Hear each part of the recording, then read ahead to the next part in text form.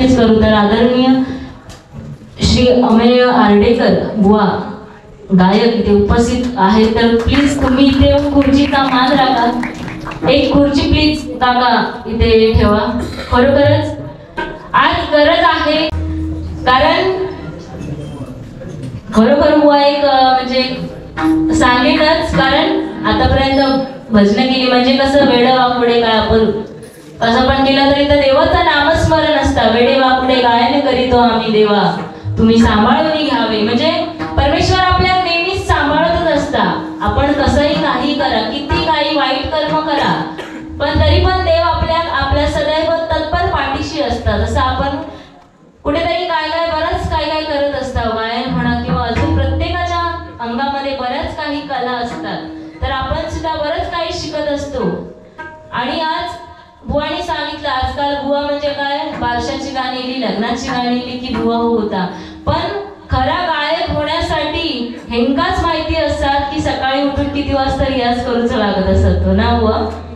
प्रयत्नांती परमेश्वर, म्हणजे आपण जर प्रयत्न करत राहिले तर निश्चितच त्याचं फळ आपल्याला मिळतं. पण आपल्या कसा सगळा एकदम हवा असता, म्हणजे आपल्या एक तो आयता खाऊ बोलतात ना, पण आयता कोणालाच मिळत नसता. कुठेतरी एक हुरहुर लागतात की आपण आपल्या गुरूंचं नाव कुठेतरी पुढे नेऊ का. तसंच माझी गुरु माऊली म्हणजे आमचे गुणाची पाळेकर, आणि त्यानंतर आता बुवा शिकण्याचा कुठेतरी प्रयत्न करतोय, ते म्हणजे आदरणीय माझी गुरु माऊली संगीत अलंकार बुवा श्री अजित गोसावी. खरोखरच आज त्यांच्यामुळे, या गुरूंमुळे आम्ही कुठेतरी आहोत. आणि आमच्या गुरूंनी जे संस्कार चांगलेच केले, कारण एक डबलवारी भजनाला एक वेगळा तडा केलाय, तर तो कुठेतरी आपण त्याचा पाया चांगल्या प्रकारे घातला पाहिजे. आणि खरोखरच अतिशय सुंदर प्रकारे सुरुवात केली, कारण या कलियुगात चांगला कोण सांगत नाही, वाईट तर अजून बरवतील. वन सांगितलं काय, म्हणजे टाळ्यांचा प्रतिसाद ठेवा, कारण एक गरज आहे या कलियुग. आणि या कलियुगात लोक अशी झाली की चांगल्या कामासाठी कोणा काय वेळ नाही. म्हणजे देवाची आरती म्हणा किंवा देवाचं नामस्मरण, आपण देवाची आरती ज्यावेळी करतो त्यावेळी आपण जे आरतीच वाजवतो ती टाळी, किंवा एखाद्याने काहीतरी चांगलं गायन केलं किंवा काहीतरी चांगलं गाणं बोललं तर त्यावेळी जी वाजवतो ती टाळी. पण या टाळ्या आजकाल कमी झाल्या, कारण आजचे युग हे कलियुग आहे.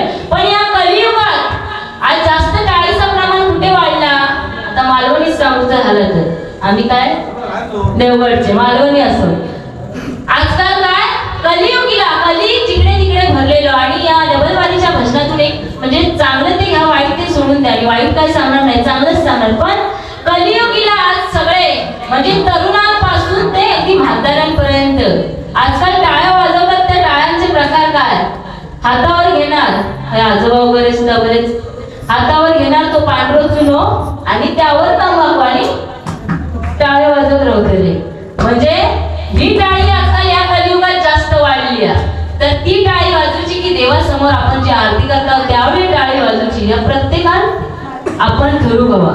तर आदरणीय फोड्यागावची शान बुवा श्री मारुती मेस्त्री यांचे सुद्धा मी आभार मानते बुवा. तसंच आमचे काका श्री श्याम भुवड तसेच साई भुवड यांचे सुद्धा मी आभार मानते. तसंच सन्माननीय श्री बाबा सावंत बुवा यांचे सुद्धा मी आभार मानते. बघा आपण जन्माला आलोय तर काय आपल्याला मरण हे निश्चितच आहे. जन्म नाही म्हणजे मरणही नाही, कारण आपण जन्मात येताना एकटेच येतो, पण जाताना एकटेच जात आहोत. आपल्याकडे किती धन दौलत होती, किती पैसा असला, किती करोडोचा जरी बंगला बांधला असला तरी तुमची शेवटची आंघोळी कळतच होते, ती पण पावळे. कोण करोडोचं जरी बाथरूम बांधलं असेल तर बाथरूम मध्ये नेऊन तुला आंघोळ नाही घालणार, म्हणजे आपण फुगटीला आणि असंच जातलं. जन्म नाही म्हणजे मरण नाही, तो या दुःखाकारक. जन्म मरणातून या फेऱ्यातून जर आपल्याला सुटका करायची असेल तर त्या भगवंताचे नाम आपण मुखी घेतलं पाहिजे, कारण राम नाम ज्याचे मुखी तो नर धन्य तिन्ही लोकी. राम नाम वाजे टाळी महादोषा होय होळी, ऐसा राम नामी भावा आता या संसाराचे वाव. आवडीने भावे हरिनाम घेसी तुझी चिंता त्यासी सर्व आहे. म्हणजे आपण किती काय केलं, किती वाडावाकड किती काय कर्म केला तरी ती काय कर्माचं विश्वयोगा ठेवण्याचं असतं, बरोबर नव्हा? बतावणीचे बादशाह आमचे इथे बसलेत पारकर बुवा, बरोबरच? तर बघा छत्रपती शिवाजी महाराज, आज छत्रपती शिवाजी महाराजांचा इतिहास सांगायला गेलं तर दिवस रात्र अपुरी पडतील. आजकाल काय इथे तरुण वर्ग सुद्धा बऱ्याच प्रमाणात उपस्थित आहे. अगदी दिलखुलासपणे सांगणार छाती डोकून. पहिलं तर काय आता याच्या अगोदर ट्रेंड लिहिलेलं ते काय छत्रपती शिवाजी महाराजांचे जॅकेट वगैरे, परत ते गळ्यातला वगैरे या गेल्या. आपण अगदी छाती डोकून सांगणार मी छत्रपती शिवाजी महाराजांचा छावा. आजकालचे तरुण मी छत्रपती शिवाजी महाराजांचा छावा, आणि त्या छाव्याचा तोंड खूप चांगलाच तर त्यांच्या तोंडात असतो बचकोबर मावा. म्हणजे हे आजकाल छत्रपती शिवाजी महाराजांचे छावे, ते छावे नको. कारण छत्रपती शिवाजी महाराजांना जन्म देणारी धन्य ती जिजाऊ माऊली. आज ती जिजाऊ माऊली म्हणणं अत्यंत गरजेचं आहे. बघा छत्रपती शिवाजी महाराज विजयसारखी तलवार चालून गेला, निगड्या छातीने हिंदुस्थान हलून गेला, मुठभर मावळ्यांना घेऊन हजारो सैनिकांना नडून गेला. स्वर्गात गेल्यावर देवांनी ज्याला झुकून मुजरा केला, स्वर्गात गेल्यावर देवांनी ज्याला झुकून मुजरा केला, असा अमर्त मराठा माझा शिवा होऊन गेला, माझा शिवा होऊन गेला, माझा शिवा होऊन गेला.